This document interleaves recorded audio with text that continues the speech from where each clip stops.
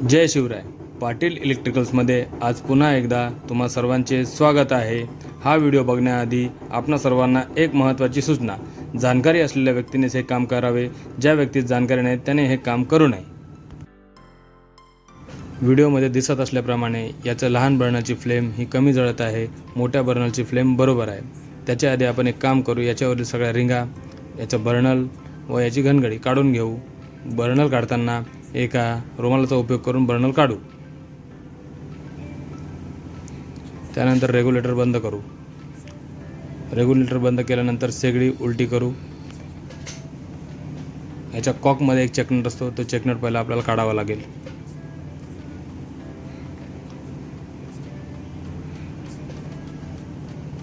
एका टेस्टरच्या सहाय्याने आपण चेकनट काढू.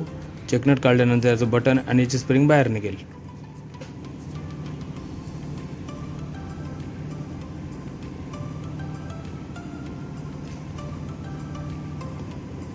हे काम करताना थोडी सावधानी घ्यावी, कारण की याचा चेकनट हा नाजूक असतो, तो पितळाचा पार्ट असतो.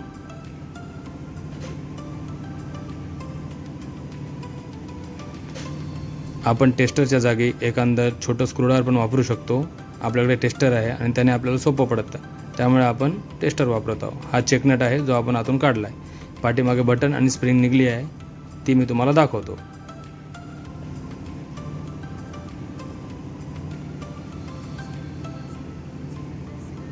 हे बघा, हे बटन, चेकनट आणि स्प्रिंग. याच्या कॉकच्या आतमध्ये एक स्पिंडल असतं, जे गॅसला कमी जास्त प्रमाणात बर्नलमध्ये सोडतं. हे ते स्पिंडल आहे. याच्यामध्ये कधी घाण अडकते, तर ती घाण आपण एका रुमालाच्या सहाय्याने साफ करून घेऊ. हे काम करताना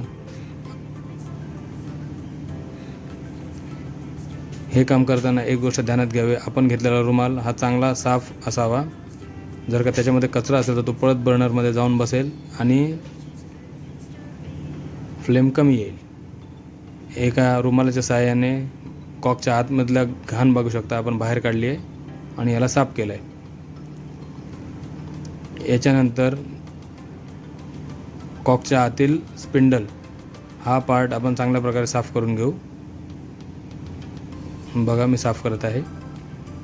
हे बघा, आतील घाण बाहेर येत आहे.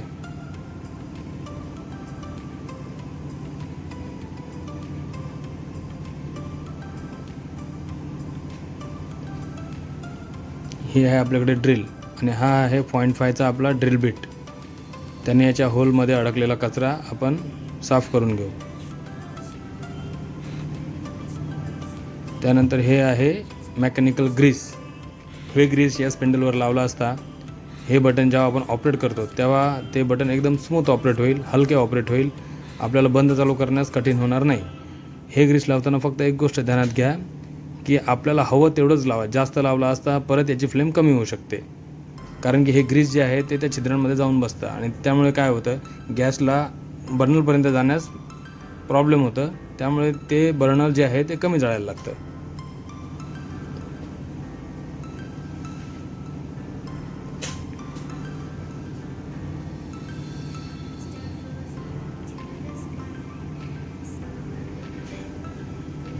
आता ग्रीस लावून घेतलेला कॉकचा आतला पार्ट हा आतमध्ये टाकला. आता यानंतर आपण आतमध्ये स्प्रिंग घालू आणि त्यानंतर मग बटन घालू. बघा, ही स्प्रिंग आतमध्ये घातली. त्यानंतर वरून ऑपरेटिंग बटन. हे आहे ऑपरेटिंग बटन आपलं, ज्याने आपण आपला गॅस चालू बंद करतो, गॅस चुला चालू बंद करतो. हे आपण आतमध्ये टाकलं आणि याचा आतील थ्रेड बरोबर कॉकच्या मिडल भागामध्ये आणून त्याचा चेकनट आतमध्ये घालावा आणि चेकनट हा चांगल्या प्रकारे टाईट करा. चेकनट ढिला असल्यास हे बटन आणि स्प्रिंग कधी कधी बाहेर येतं, तर त्यामुळे चांगल्या प्रकारे याला टाईट करावे. बघू शकता, आता मी चेकनट टाकत आहे आणि हा चेकनट आता मी टेस्टरच्या साहाय्याने टाईट करून घेणार आहे. त्याआधी आपण आपलं बर्नर अजून एकदा मी तुम्हाला सांगू इच्छितो की हे काम जे आहे ते कारण याच्या आतमध्ये कधी आपलं चहा किंवा हलक्या हाताने काही पण आपलं जास्त जर का आपण ताकद लावली हे बर्नरमध्ये कारण चेकनट तुटू शकतो किंवा कॉक तुटू शकतो. आपल्या लिक्विड गॅसला त्या बर्नरपर्यंत जाऊ देत नाही, त्यामुळे पण आपली फ्लेम कमी होते. फ्लेम कमी होण्याचे वेगवेगळे कारणं असतात. त्यामुळे एकदा आपण जर का चुला खोलला तर याचं पूर्ण काम करूनच याला पुन्हा एकदा फिटिंग करावी.